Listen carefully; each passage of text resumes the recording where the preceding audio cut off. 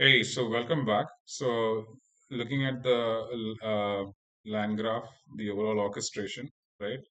So we are defining that. So we are saying state graph, the class we are passing over here, which we created earlier, going to workflow. What is the node? We're giving that node a name, planner. This is the other node, the worker. We're giving all these names. So add node, and we're saying this is the entry point, this first particular. So what is the flow? Add edge. Okay, goes from here to here, from worker, goes to synthesizer, and from synthesizer to end. So entire flow and everything workflow dot compile. So that is our this is a critical guy over here, agent. Okay, so we don't need all this fast API and all. This is primarily if you want to do endpoint testing and all. That's why I've used this. So API.add middleware, allow origins. So this is primarily, let's say if we are actually doing this primarily if one has a certain host and the other thing has a front end has one host and the back end has another host to negate the errors that might pop up. We're actually putting all of this. Right, I've actually put something in terms of notes. Let me check. I think with some example, I've put in some notes. Okay, or maybe not. I think I should have. Yeah, so the same thing, right? So that let's say, so this may give us a problem. So pause tells the browser, this is fine, just go. So that's why we actually put that. Okay, so this is why we're using our fast API and those two classes, query request and process response that we've created. So at the rate post, okay, so this is where we're sending this to ngrok, right? So slash process. Okay, so you don't really need this, but I'll just put it over there. Response underscore model. So this is a standard structure. Okay, so this is what our output structure would be. Okay, and write tags is equal to banks. So async def. So this is where the query comes in.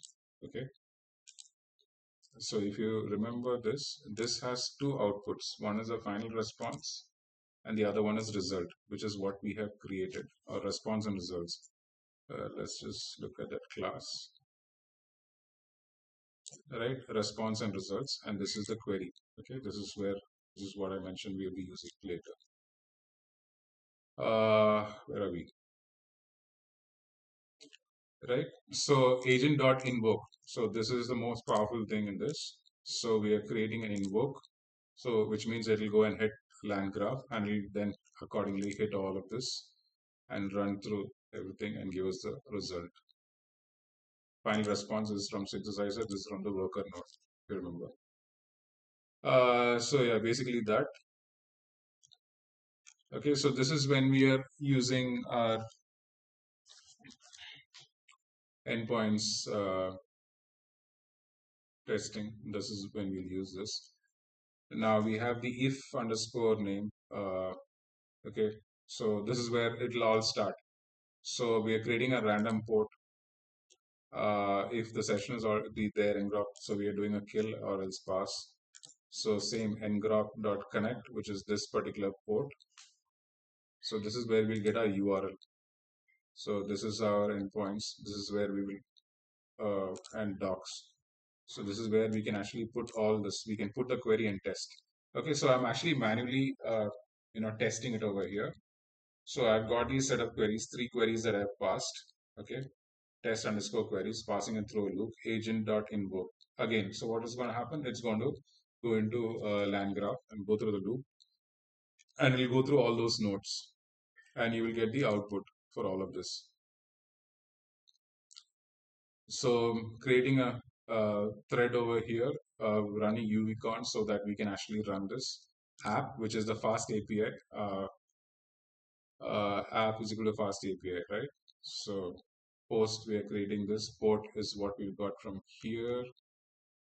This, whatever, it's a random thing that is generated, integer. Okay, daemon is equal to true. All of this has been explained in detail in my previous video. Okay.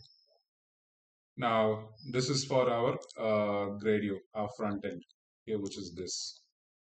right? So if you look at this final agentic banker queries here, this is where you put, there's a submit button. This gets printed and logic is printed.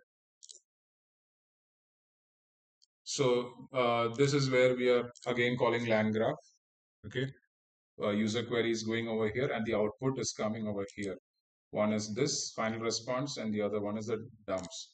So we will get, this is the first part and this is the JSON dump, which is what you actually see over here.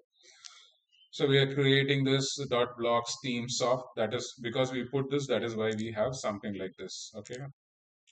Markdown final agentic banker, which is why you see this. Okay. So this UI is created. So row. So we are actually saying this one row. Okay. So this row and these two columns. So in this row, this is one column, this is the other column. First one is with a text box query.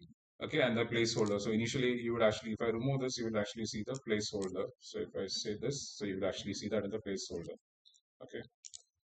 And we're saying submit button primary. So that's the main thing. And the second column. Okay. So this would have been blank initially, but now it's got filled.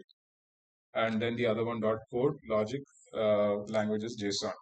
So during button click, so that's an instant. We're calling what? We're calling this function. When we hit that click, it calls this function. Whatever query has been put over here, okay, Q goes as inputs. Okay. So when we hit FN, that goes over here, calls a land graph and the entire thing. So we get the output over here.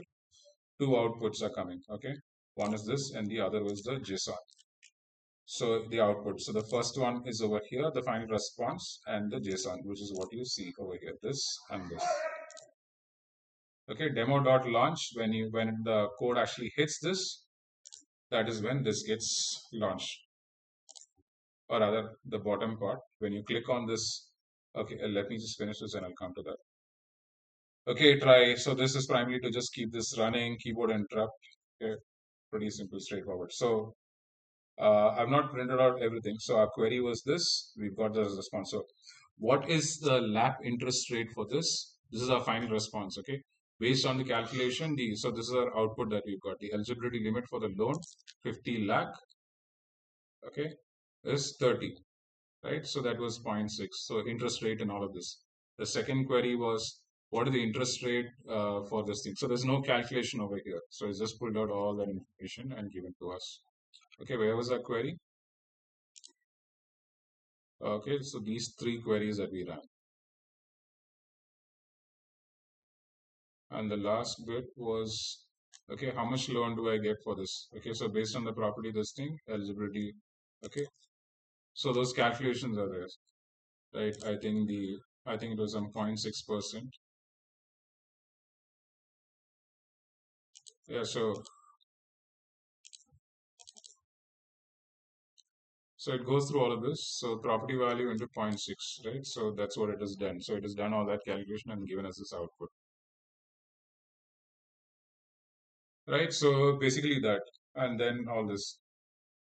Because why? For any disputes concerned, so this is the second part, please contact, right? So it's pulled out that bit of information, which is the second part of the query, right? And finally it is saying, please note the above calculation is based on. Why is it giving it all like this? Because we put in our prompt saying, in the synthesizer prompt, saying, hey, your goal is to summarize the provided task into single clear and helpful response for the end user. Okay. So all that we are saying, maintain a professional and helpful tone. So we're saying all of this. That's why we're getting all these nice goody answers, response rather. Right. So that demo.launch will launch this over here. In fact, I actually posted a query over here also. So we got all of this as a response and the logic. Here we are actually calling the output of the planner output, okay, which is the task. That's why that is printed. Basically, whatever you want to get printed over here is what you will have. Okay, so what we did is in the second JSON dumps, we set planner output. That's why indent to. That's why it's structured that way. And when I click on this link is when you come over here, you can actually post your query, hit submit and get this output. Yes, so basically that we have concluded this deep dive going through the code. So we saw a bank's database, how it became a vector, indexed it. We used the Meta Llama 3 8 GB instruct. Okay, we use FAISS. It was forward quantized. Okay, we use this embedding model, and for endpoint testing, Gradio was used. User query went in over here. The planner node broke it into different tasks. Okay, then it went to the worker node. It did all the calculations and finds, and then it came to this particular output that we see.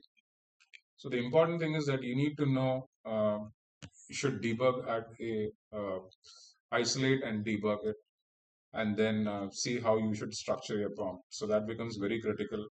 As you run through, you will actually see some of these things.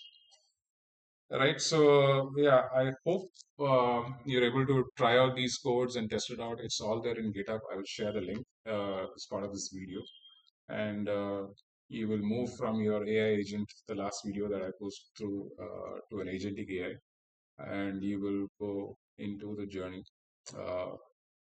Right. I'm hoping to do my next one using GPT-5 Mini and see how that works. Right. Cool. I had a great time sharing my learning. I hope you also get to learn and grow in this. Thank you so much. Appreciate it. Cheers. Bye bye.